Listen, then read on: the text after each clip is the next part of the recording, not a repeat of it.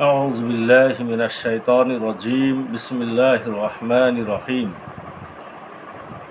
أو نرينك الذي وعدناهم فإن عليهم مقتدرون অথবা আপনাকে আমি দেখাতে পারি উহা যা আমি তাদের সাথে ওয়াদা করেছি, নিশ্চয়ই আমি তাদের উপরে ক্ষমতাবান।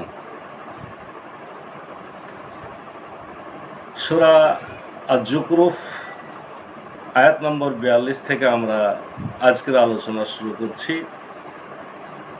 42 থেকে 52 নম্বর আয়াত আলোচনা হবে ইনশাআল্লাহ। আল্লাহ রাব্বুল আলামিন সূরা যুখরুফের 42 নম্বর আয়াতে যেটা বললেন যে রব্বুল আলামিন বলছেন, আমি আপনাকে দেখাতে পারি উহা যা আমি তাদের সাথে ওয়াদা করেছি। অর্থাৎ আল্লাহ রাব্বুল আলামিন কাফেরদের থেকে যে প্রতিশোধ নেওয়ার ওয়াদা করেছেন তা আল্লাহ তাআলা মুহাম্মদ সাল্লাল্লাহু আলাইহি সাল্লামকে দেখাতে পারেন। অধিকাংশ তাফসীরকারকদের মতে বদরের যুদ্ধের মাধ্যমে রব্বুল আলামিন তাদের শাস্তি মুহাম্মদ সাল্লাল্লাহু আলাইহি সাল্লামকে দেখিয়েছেন। ফাস্তামসিক বিল্লাযী উহিয়া ইলাইক, আপনার প্রতি যা ওহী করা হয়েছে তা আপনি শক্ত করে ধারণ করুন। ইন্নাকা আলা সিরাতিম মুস্তাকিম, এবং নিশ্চয়ই আপনি সরল পথে, সঠিক পথে, মজবুত পথে বা স্থায়ী পথে প্রতিষ্ঠিত রয়েছেন। অর্থাৎ আল্লাহ তাআলা মুহাম্মদ সাল্লাল্লাহু আলাইহি সাল্লামকে বলেছেন, আপনার প্রতি যে কোরআন অবতীর্ণ করা হয়েছে তা আপনি শক্ত করে ধারণ করুন। কাফের মুশরিকরা যাই বলুক না কেন, আপনি বিচলিত হবেন না, আপনি সিরাতাল মুস্তাকিমের উপর প্রতিষ্ঠিত আছেন। ওয়া ইন্নাহু লা যিকরুল লাকা ওয়া লিকাওমিক, নিশ্চয় কোরআন আপনার জন্য এবং আপনার জাতির জন্য সম্মানের বস্তু। ওয়া সাওফা তুসআলুন, অচিরেই এই বিষয়ে তোমাদেরকে জিজ্ঞাসা করা হবে। এই আয়াতটি সূরা যুখরুফের 44 নম্বর আয়াত। এর একটি শানে নজুল আছে। দোহাক ইবনে আব্বাস হতে বর্ণনা করেন, রাসূল সাল্লাল্লাহু আলাইহি সাল্লামকে যখন জিজ্ঞাসা করা হতো যে আপনার পরে এ কাজের দায়িত্ব কার, রাসূল সাল্লাল্লাহু আলাইহি সাল্লাম কোনো জবাব দিতেন না। অতঃপর যখন এই আয়াত নাজিল হয়, যাতে বলা হয় কোরআন আপনার জন্য এবং আপনার জাতির জন্য, এবং মুহাম্মদ সাল্লাল্লাহু আলাইহি ওয়াসাল্লামের জাতি বলতে কুরাইশদের বোঝানো হয়েছে। ইবনে উমর রাদিয়াল্লাহু আনহু বলেন, রাসূল সাল্লাল্লাহু আলাইহি ওয়াসাল্লাম বলেছেন, রাসূল সাল্লাল্লাহু আলাইহি ওয়াসাল্লামের এবং তার কাজের দায়িত্ব থাকবে কুরাইশদের উপর যতক্ষণ তারা দুজন থাকবে। মুআবিয়া রাদিয়াল্লাহু আনহু বর্ণনা করেন, আমি রাসূল সাল্লাল্লাহু আলাইহি ওয়াসাল্লামকে বলতে শুনেছি, আমার পরে আমার দায়িত্ব পালন করবে কুরাইশরা। তাদের বিরোধিতা করলে আল্লাহ তাআলা তাদের চেহারা উল্টিয়ে দিবেন। মুজাহিদ বলেন, ওয়ালি কওমিকা, আপনার জাতির জন্য। মুহাম্মদ সাল্লাল্লাহু আলাইহি ওয়াসাল্লামের কওম বলতে আরব জাতিকে বোঝানো হয়েছে। কোরআন তাদের জন্য সম্মানের বস্তু, কারণ কোরআন তাদের ভাষায় অবতীর্ণ হয়েছে। আরবদের মধ্য হতে সম্মান কুরাইশদের মধ্য হতে সম্মান বনু হাশেমের। কারো মতে মুহাম্মদ সাল্লাল্লাহু আলাইহি ওয়াসাল্লামের জাতি বলতে সমস্ত মুমিনদেরকে বোঝানো হয়েছে, কারণ কোরআনের মাধ্যমে সবাই হেদায়েত গ্রহণ করতে সক্ষম হয়েছে। ওয়া সাওফা তুসআলুন, অতি শীঘ্র তোমরা জিজ্ঞাসিত হবে যে তোমরা কোরআনের দায়িত্ব কতখানি পালন করেছো। অর্থাৎ এখান থেকে স্পষ্ট হলো যে আসলে কোরআন রব্বুল আলামিন সকলের জন্য দিয়েছেন। আল্লাহ রাব্বুল আলামিন যে বলেন আপনার জাতির জন্য সম্মানের বস্তু, এখানে আসলে আমরা স্পষ্ট হলাম এটা মুসলিম জাতির কথাই বলা হয়েছে, কারণ সকলকেই কোরআন দেওয়া হয়েছে, সকলে এই বিষয়ে জিজ্ঞাসিত হবে। 45 নম্বর আয়াতে আল্লাহ বলছেন, ওয়াসআল মান আরসালনা মিন ক্বাবলিকা মির রুসুলিনা আজআলনা মিন দুনির রহমান আর রহমান আলিহাতাই ইয়াবাদুন, আপনার পূর্বে আমি যাদেরকে আমার রসুল হিসেবে প্রেরণ করেছিলাম তাদের কাছে জিজ্ঞাসা করুন, আমি রহমান ছাড়া অন্য কোনো ইলাহা নির্বাচন করেছি যাদের ইবাদত করা যেতে পারে? আল্লাহ রাব্বুল আলামিন এখানে প্রশ্ন করছেন যে আপনি আগে রসুলদেরকে জিজ্ঞাসা করুন যে আমি রহমান ছাড়া অন্য কোনো ইলাহা নির্বাচন করেছি কিনা, এবং নির্বাচন যাদের করেছি তাদের ইবাদত করা যেতে পারে কিনা। এ বিষয়ে আপনার একটি বিষয় জানা দরকার যে আল্লাহ রসুল কিভাবে অন্য রসুলদেরকে প্রশ্ন করবেন। বাইতুল মাকদাসে জিবরিল আমিন আগমন করেছেন এবং রসুল সাল্লাল্লাহু আলাইহি ওয়াসাল্লাম ইমামতি করেছেন। সেখানে তিনি সুযোগ পেয়েছিলেন। আতা ইবনে আব্বাস রাদিয়াল্লাহু আনহু বর্ণনা করেন, মেরাজ রাতে রসুল সাল্লাল্লাহু আলাইহি ওয়াসাল্লাম যখন বাইতুল মাকদাসে পৌঁছান তখন আল্লাহ তাআলা আদম আলাইহিস সালামকে এবং তার সন্তানদের মধ্যে সকল নবীদেরকে মুহাম্মদ সাল্লাল্লাহু আলাইহি ওয়াসাল্লামের কাছে উপস্থিত করেন।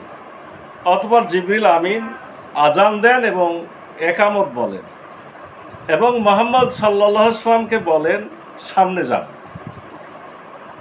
তাদেরকে নিয়ে নামাজ আদায় করেন। নামাজ শেষ করার পর জিবরিল আমিন বলেন, আপনি জিজ্ঞাসা করুন আসআল মান আরসালনা, আপনি জিজ্ঞাসা করুন আপনার পূর্ববর্তী রসুলদের কাছে যে আল্লাহ ছাড়া কোনো ইলাহার ইবাদত করার অনুমতি দেওয়া হয়েছে কিনা। আল্লাহ রসুল সাল্লাল্লাহু আলাইহি সাল্লাম বললেন, আমি প্রশ্ন করব না, আমার জন্য যথেষ্ট হয়েছে। অধিকাংশ তাফসীরকারকদের ধারণা আল্লাহ তাআলা পূর্ববর্তী আহলে কিতাবদের কাছে জিজ্ঞাসা করতে বলেছেন যে তাদের কাছে রসুল এসেছিলেন তারা তাওহীদ ছাড়া অন্য কোনো দাওয়াত দিয়েছেন কিনা। মোট কথা কোনো কিতাব, কোনো রসুল এমন কোনো বাণী নিয়ে আসেননি যাতে আল্লাহ ছাড়া অন্য কারো ইবাদতের অনুমতি আছে। অন্য বর্ণনা মতে বাইতুল মাকদাসের সমস্ত নবী ও রাসূলগণ মুহাম্মদ সাল্লাল্লাহু আলাইহি ওয়াসাল্লামের পিছনে জিবরিল আমিনের আজান একামতে সালাত আদায় করেন। তারা ছিলেন 7 কাতার। সামনের 3 কাতার ছিল রসুলদের আর পিছনের 4 কাতার ছিল নবীদের। রসুল সাল্লাল্লাহু আলাইহি সাল্লামের বরাবর পিছনে ছিলেন ইব্রাহিম আলাইহিস সালাম, তার ডান দিকে ছিলেন ইসমাইল আলাইহিস সালাম, বাম দিকে ছিলেন ইসহাক আলাইহিস সালাম, তারপরে ছিলেন মুসা আলাইহিস সালাম, তারপর সমস্ত রসুলগণ। তাদেরকে নিয়ে রসুল সাল্লাল্লাহু আলাইহি সাল্লাম 2 রাকাত সালাত আদায় করেন। সালাত শেষে তিনি দাঁড়ালেন এবং তাদের দৃষ্টি আকর্ষণ করলেন এবং বললেন, নিশ্চয়ই আমার রব আমাকে আদেশ করেছেন আপনাদের কাছে জিজ্ঞাসা করার জন্য যে তিনি আপনাদের কারো কাছে এমন দাওয়াত পাঠিয়েছেন কিনা যাতে বলা হয়েছে আল্লাহ ছাড়া অন্য কারো ইবাদত করা যাবে। তখন সমস্ত নবী ও রাসূলগণ উত্তর দিলেন, হে মুহাম্মদ সাল্লাল্লাহু আলাইহি সাল্লাম, আমরা সাক্ষ্য দিচ্ছি যে আমরা সবাই একই দাওয়াত নিয়ে প্রেরিত হয়েছি এবং তা হচ্ছে লা ইলাহা ইল্লাল্লাহ, অর্থাৎ আল্লাহ ছাড়া তারা যার ইবাদত করছে তা বাতিল, এবং নিশ্চয়ই সমস্ত নবীদের সর্দার এবং শেষ পয়গাম্বার এবং আপনার ইমামতের মাধ্যমে তা প্রকাশ পেয়েছে, এবং নিশ্চয়ই আপনার পরে কিয়ামত পর্যন্ত আর কোনো নবী আসবেন না, বরং মরিয়মের পুত্র ঈসা আলাইহিস সালাম আসবেন আপনার শরীয়তের অনুসারী হয়ে, কোরআনকে প্রতিষ্ঠার জন্য, ইনজিলকে প্রতিষ্ঠা করার জন্য নয়, কেননা কোরআন নাজিল হওয়ার পর ইনজিলের কাল শেষ হয়ে গেছে।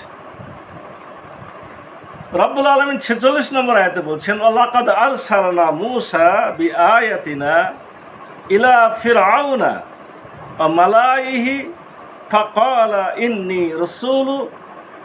রাসূলু রাব্বিল আলামিন।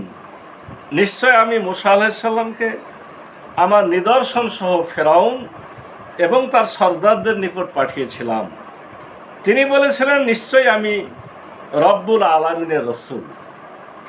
মূসা আলাইহিস সালাম যখন মাদায়েন থেকে মিশরের উদ্দেশ্যে রওনা করেছিলেন তখন পথিমধ্যে আল্লাহ তাআলা মূসা আলাইহিস সালামকে নবুয়ত দান করলেন এবং নবুয়তের নিদর্শন দান করলেন, এবং ওই নিদর্শন সহ তাকে ফেরাউন এবং তার পরিষদ বর্গের নিকট প্রেরণ করেন।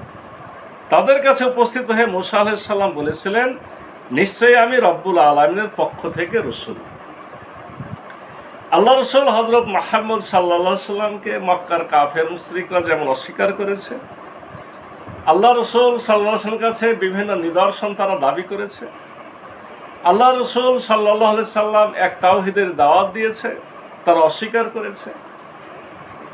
এই বিষয়ে একই ধরনের ঘটনা যে পূর্ববর্তী নবী রসুলদের ক্ষেত্রেও ঘটেছে, এই বিষয়টি বোঝানোর জন্য রব্বুল আলামিন এখানে মুসা আলাইহিস সালামের ঘটনা অবতারণা করলেন।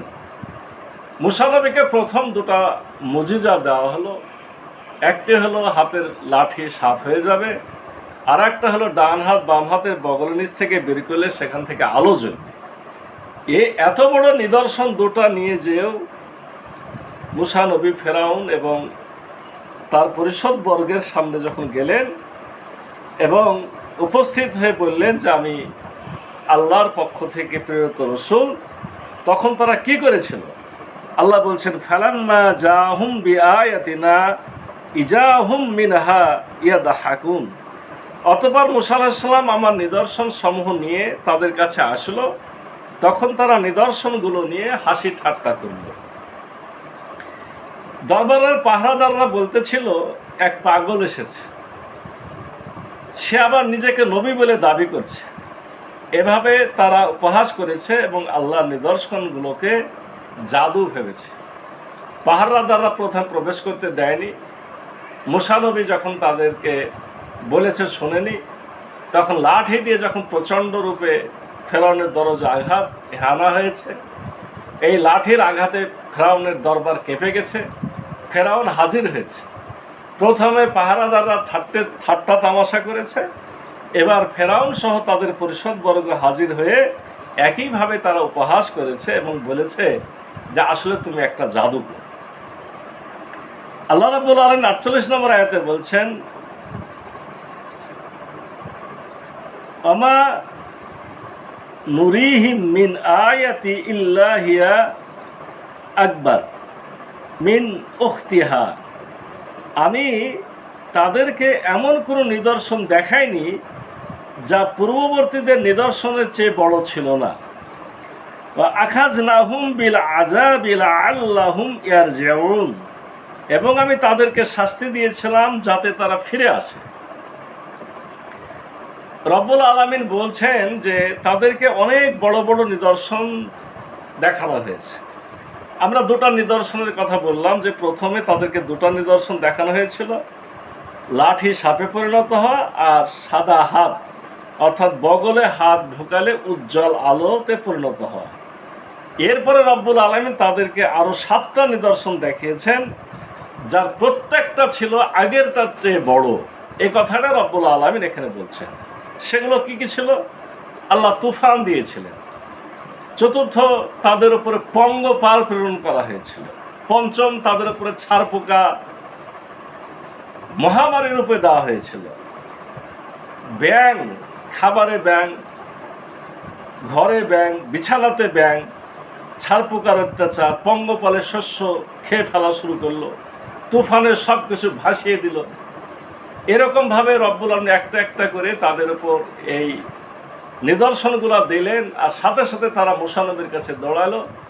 মুসা নবীর কাছে যে তারা ওয়াদা করতো যে আপনি এই বিপদ সরান, আমরা ঈমান আনবো। মুসা নবী দোয়া করতেন, বিপদ সরত, কিন্তু তারা ঈমান আনতো না। আল্লাহ বলছেন এত বড় বড় নিদর্শন পাওয়ার পরেও তারা অস্বীকার করেছিল, তারা ফিরে আসেনি। আর আমি চেয়েছিলাম যে যাতে তারা এই শাস্তিগুলা পেয়ে ফিরে আসে। এরপরে ছিল রক্ত। 7 নম্বর হলো রক্ত। পানি যেখানে খেতে যেত ভালো পানি, আপনার কিপ্তিরা খেতে গেলে পানি হয়ে যেত রক্ত। বনি ইসরায়েল খেতে গেলে ঠিকই পানি থাকতো। বাকরুদ্ধতা ভালো হওয়া, মুসা নবীর ইশারাতে বাকরুদ্ধ ব্যক্তি ভালো হয়ে যেত। সর্বশেষ তাদেরকে যে নিদর্শন দেখানো হয়েছিল সেটা হলো সমুদ্র ফেটে রাস্তা তৈরি হওয়া। অর্থাৎ মুসা নবী লোহিত সাগরে গেলেন, লাঠির আঘাতে রাস্তা হলো, মুসা নবী পার হলেন। ফেরাউন এত বড় নিদর্শনের সময় তো বেকুবি করলো, সে মুসা নবীকে ওই পানির মধ্যেই ধাওয়া করলো। মুসা নবী ওই পারে চলে গেল, আর ফেরাউন মাঝ দরিয়াতে যে সাগরে ডুবে মরল। আল্লাহ রাব্বুল আলামিন বলছেন, আমি এইভাবে তাদেরকে নিদর্শন দিয়েছি, 3 হতে 7 এই 5টা নিদর্শন দ্বারা তাদেরকে শাস্তি দেওয়া হয়েছিল। আর প্রত্যেকবারই তারা বলেছিল, মুসা আমাদের শাস্তি দূর করে দিলে আমরা তার প্রতি ঈমান আনব, কিন্তু প্রত্যেকবারেই তারা প্রতিজ্ঞা ভঙ্গ করেছে। 49 নম্বরে আল্লাহ বলছেন, ওয়াকালু ইয়া আইয়ুহাস সাহির, এবং তারা বলেছিল, হে জাদুকর, উদউ লানা রাব্বাকা বিমা আহিদা ইনদাক, আমাদের জন্য তোমার রবের কাছে দোয়া করো, ইন্নানা লা মুহতাদুন, যা তিনি তোমার সাথে ওয়াদা করেছেন নিশ্চয়ই আমরা হেদায়েত গ্রহণ করব।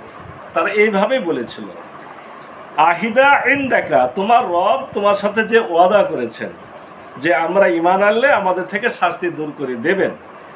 অতঃপর 1 সপ্তাহ শাস্তি ভোগ করার পরে তাদের শাস্তি দূর করে দেওয়ার জন্য আল্লাহর কাছে মুসা নবী দোয়া করলেন, আল্লাহ তাআলা তাদের শাস্তি দূর করলেন, কিন্তু তারা ঈমান আনল না।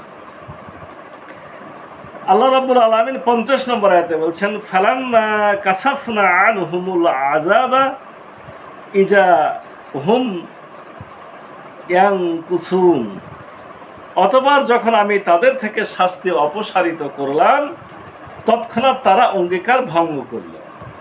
তারা অঙ্গীকার করেছিল তাদের শাস্তি দূর করে দিলে তারা ঈমান আনবে। মুসা আলাইহিস সালাম দোয়া করলেন, শাস্তি দূর হলো, কিন্তু তারা অঙ্গীকার ভঙ্গ করল, ঈমান আনল না। তারা 1 মাস নিরাপদে থাকলো, 1 মাস পর তাদের উপর দ্বিতীয় শাস্তি আসলো। এইভাবে একের পর এক শাস্তি দিয়ে আল্লাহ চেয়েছিলেন এই শাস্তির ভয়ে হলেও তারা ফিরে আসুক, কিন্তু ফিরে আসেনি। আল্লাহ রাব্বুল আলামিন 51 নম্বর আয়াতে বলছেন, নাদা ফিরআউনু ফি কওমিহি ক্বালা ইয়া কওমি আলাইসা লি মুলকু মিসর ওয়া হাযিহিল আনহার তাজরি মিন তাহতি আফালা তুবসিরুন। ফেরাউন তার জাতির মধ্যে এই বলে ঘোষণা দিল, হে আমার জাতি, মিশর রাজ্য কি আমার নয় এবং নদীগুলি কি আমার পাদদেশ থেকে প্রবাহিত নয়? তোমরা কি দেখতে পাচ্ছ না? ফেরাউন যে নিজেকে ইলাহা দাবি করত, তার যুক্তি হলো এখানে যে মিশর রাজ্য আমার, আর এর নিচ দিয়ে নদী প্রবাহিত, এটা আমি ভাবতে এরকম যে আমি প্রবাহিত করি, আর নদীর গুণেই তোমরা সুখ শান্তিতে আছো। ফেরাউন তার জাতির উদ্দেশ্যে ভাষণ দিল, হে আমার জাতি, তোমরা দেখতে পাচ্ছ যে আমি মিশরের অধিপতি এবং নীলনদ আমার প্রাসাদের তলদেশ হতে প্রবাহিত। কাতাদা বলেন, নীলনদ আমার ফলের বাগান, ফুলের বাগানের মাঝখান দিয়ে প্রবাহিত। হাসান বলেন, নীলনদ আমার আদেশে প্রবাহিত। তোমরা কি দেখতে পাচ্ছ না? 52 নম্বর আয়াতে আল্লাহ বলছেন, আম আনা খায়রুম মিন হাযাল্লাযী হুয়া মাহিন ওয়ালা ইয়াকাদু ওয়ালা ইয়াকাদু ইউবিন, আমি তো ওই ব্যক্তির চেয়ে উত্তম যে নিকৃষ্ট এবং স্পষ্ট কথা বলতে পারে না। মুসা আলাইহিস সালামকে ফেরাউন তুচ্ছ এবং দুর্বল মনে করত। তার মধ্যে বাকরুদ্ধতা বা তোতলামি ছিল, বা স্পষ্টভাবে কথা বলতে তিনি পারতেন না, বা দ্রুত কথা বলতে পারতেন না মুসা নবী। এ কারণে ফেরাউন নিজেকে উত্তম এবং মুসা আলাইহিস সালামকে তুচ্ছ ভাবতেছিল। কিন্তু তার এ আকল জাগ্রত হয়নি যে তিনি রসূল আর আমি কে, তিনি আল্লাহর পক্ষ থেকে মনোনীত, আর আমি তো একজন দুনিয়ার সাধারণ। এই চিন্তা তার মধ্যে জাগ্রত হয়নি, অহংকার তাকে পেয়ে বসেছিল, এভাবে সে ধ্বংস হয়েছে। আসুন আমরা আজকে এই সূরা আয-যুখরুফের 42 থেকে 52 আয়াতে যে বিষয়টি উপলব্ধি করেছি সেটি হলো এই, রব্বুল আলামিন আমাদেরকে বিভিন্নভাবে দুনিয়ার বিভিন্ন আলামত, আসমান জমিনের বিভিন্ন নিদর্শন, কোরআনের আয়াতের নিদর্শন দিয়ে আমাদের হেদায়েত করতে চান। আর আমরা যদি হেদায়েত থেকে পিছপা হই তাহলে আমাদেরই ধ্বংস নিবার্য। রব্বুল আলামিন আমাদেরকে হেদায়েতের পথ অনুসরণের এবং গুমরাহের পথ পরিহার করে সঠিক সত্য পথে প্রতিষ্ঠিত হওয়ার তৌফিক দান করুন। সকলে বলি আল্লাহুম্মা আমিন। আসসালামু আলাইকুম আ রহমতুল্লাহ।